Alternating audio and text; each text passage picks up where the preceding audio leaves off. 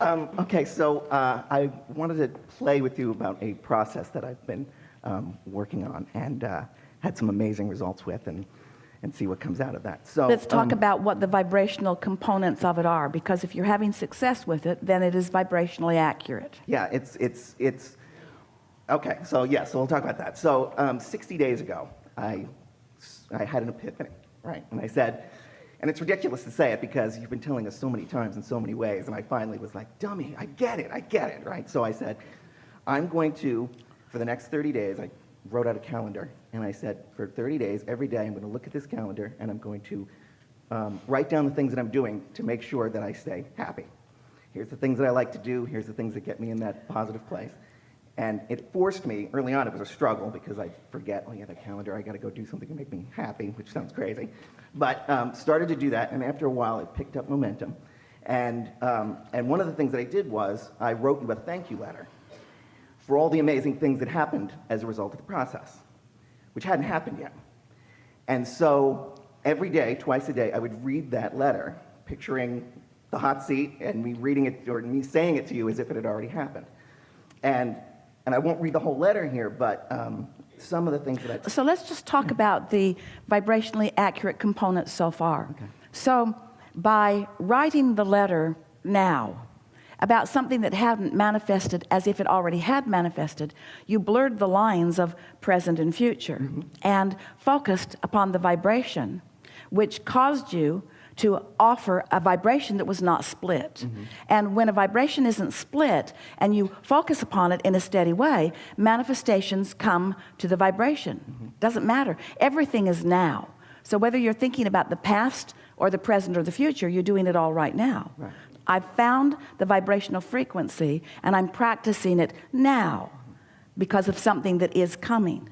But when you play it like that, it shores up the vibration now. Yes. And the other aspect of it too is I wasn't that specific on some of it, because I noticed in the past I used to be very, very good at force filling my own grid. You know, I'd say, I want to date that person. I'm going to make this happen because she's the right one. And then I'd be dating her and I'd go, ooh, no, sorry. Right?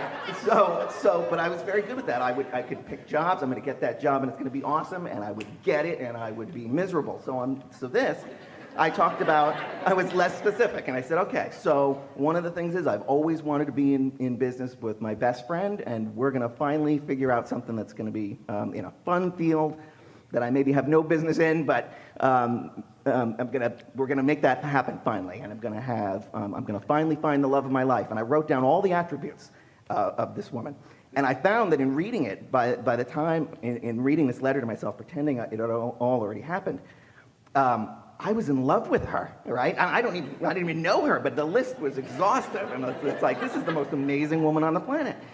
And I wrote about how, and I'm going to lose 15 pounds, and I'm going to eat whatever I want, and I'm going to not exercise, and it's going to be fantastic.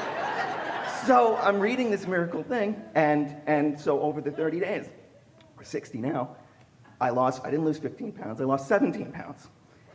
Not, thank you, not changing anything. My best friend calls me out of the blue and says, I've got this amazing idea for a business, we're going to be partners, I have no business being in this field whatsoever, but it's the field I want to be in. And he said we're 50-50 partners, and we're getting all kinds of feedback on this is going to be this amazing thing. I'm going to be quitting my boring job soon and doing that full time.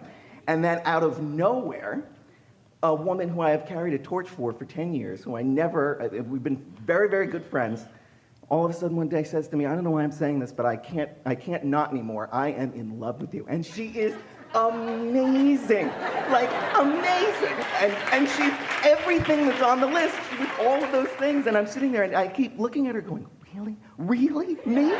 And she's saying the same thing to me. I can't believe it. So I don't want to talk her out of it, but so everything that I put in here to thank you for, I'm here now to say thank you from the bottom of my heart. So let's talk about the components of this. It's very clear what he's been doing. Did you hear a few dozen words that you kind of wished he wasn't saying? Like dummy, and the list was exhaustive. And can you feel how those words that usually we all cringe at didn't matter, because the universe isn't hearing his words. He doesn't mean any of those things with those words. He's using those words to entertain the rest of us. And that the vibrational frequency of his being is one of, he practiced himself into the momentum of expecting what he wanted through writing the list of what he wants and speaking of it as if it is already done.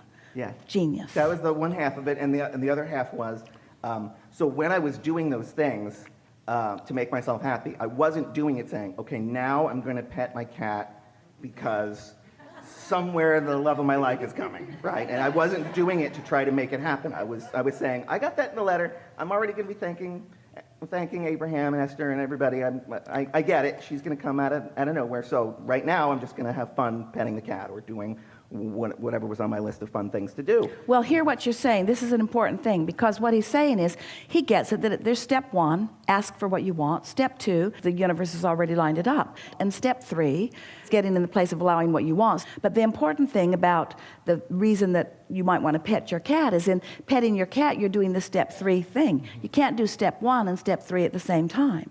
So anything that you're doing that feels good while you're doing it is a step three moment. Mm-hmm.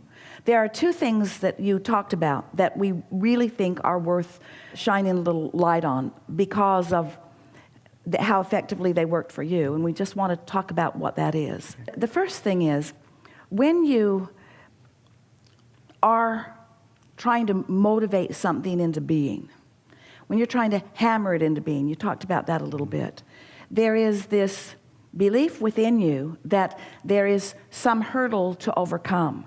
And so when you talked about wanting to hammer the grid into place, when you take an easy approach about things, then you're more likely to be inspired. And the inspiration to act is really what we're talking about here. Mm-hmm.